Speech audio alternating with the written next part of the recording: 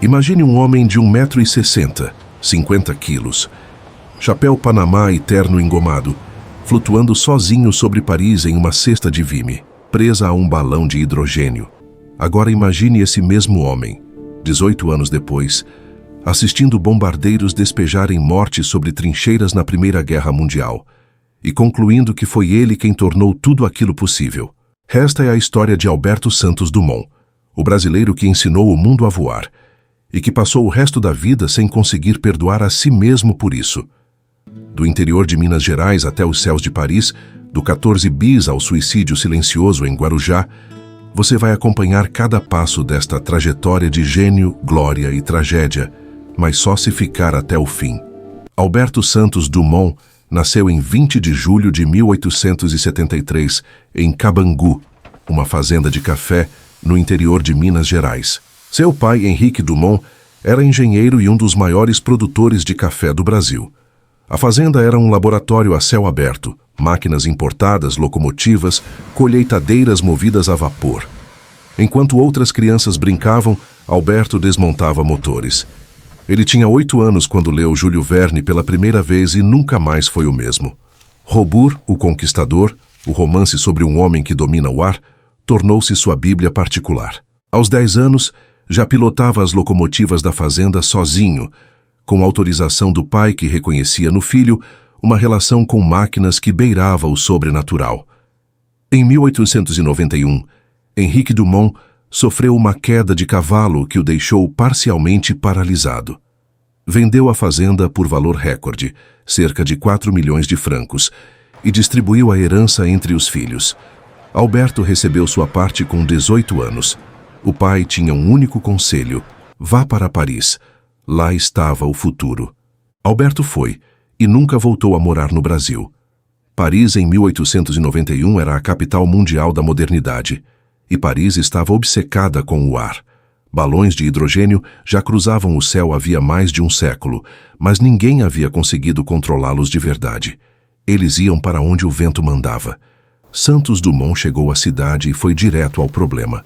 Em 1898, com 25 anos, encomendou seu primeiro balão. Era menor que todos os outros, mais leve, mais ágil. Batizou-o de Brasil, subiu sozinho e descobriu que havia nascido para aquilo. O que separava Santos Dumont dos outros aeronautas era a obsessão com a dirigibilidade, a capacidade de ir aonde se quer, não aonde o vento empurra. Para isso, era preciso um motor. Ele acoplou um motor de gasolina ao balão e criou o dirigível. Entre 1898 e 1905, construiu 11 modelos diferentes, cada um mais sofisticado que o anterior. Virou celebridade em Paris. Pilotava seus dirigíveis pelos bulevares. Pousava no restaurante Maxims para almoçar. Amarrava o balão no poste como quem prende um cavalo. Os parisienses o adoravam. Era jovem, elegante, excêntrico e absolutamente sem medo. Em outubro de 1901, veio o momento que o tornaria lendário na Europa. O industrial Henri Deutsch de la Meurthe havia oferecido um prêmio de 100 mil francos para quem conseguisse sair do Parque de Saint-Cloud, contornar a Torre Eiffel e voltar em menos de 30 minutos. Ninguém havia conseguido. Santos Dumont tentou em 13 de outubro. Partiu, contornou a torre, voltou. O cronômetro marcou 29 minutos e 30 segundos. 30 segundos de sobra. A multidão enlouqueceu. Ele distribuiu metade do prêmio para os pobres de Paris e metade para seus funcionários. No dia seguinte, era o homem mais famoso do mundo. Mas Santos Dumont não estava satisfeito. Dirigíveis dependiam do vento para decolar. Precisavam de hidrogênio inflamável. Eram frágeis, lentos e perigosos em escala industrial. Ele queria algo diferente. Queria uma máquina mais pesada que o ar que voasse por propulsão própria. Queria, em suas palavras, uma máquina que qualquer pessoa pudesse usar. Entre 1904 e 1906, trabalhou em segredo em um projeto completamente novo. Estudou os experimentos dos irmãos Wright, que em dezembro de 1903 haviam realizado um voo motorizado nos Estados Unidos, mas em segredo, sem testemunhas oficiais, sem validação pública, em uma praia remota da Carolina do Norte. Santos Dumont discordava do método. Para ele, um feito científico só existia se fosse verificável, público e reproduzível. Ele faria diferente. O 14 bis era uma máquina estranha. Parecia voar de ré. As asas maiores ficavam na frente, a cabine atrás. O piloto ficava de pé, como um passageiro de bonde. A estrutura era de bambu, seda e arame. Parecia frágil demais para funcionar. Em setembro de 1906, Santos Dumont fez os primeiros testes no campo de Bagatelle, em Paris, diante de representantes do Aeroclube da França e da imprensa internacional.